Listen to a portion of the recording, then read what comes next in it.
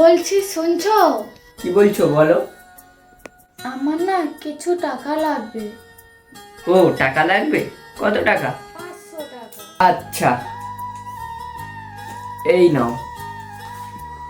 আমি তো 500 টাকা চেয়েছিলাম, কিন্তু এতে 1000 টাকা কেন? 500 টাকা তুমি রেখে দাও, আর 500 টাকায় তুমি যে ড্রেস কিনবে বলেছিলে ওটা কিনে নিও। কি হলো দাঁড়িয়ে আছো, আরো লাগবে? না। হ্যাঁ বলো। বিয়ের আগে আমার বাবা সবসময় আমাকে এক্সট্রা পয়সা দিত। আগে তুমি তোমার ঘরের লক্ষ্মী ছিলে, আর এখন তুমি আমার ঘরের লক্ষ্মী। সব সব আল্লাহ পূরণ করার দায়িত্ব তো আমার। আমার ঠিকই বলতো, বাবার পরে কেউ যদি আমার সগাল্লাত পূরণ করবে সেটা হলো আমার স্বামী।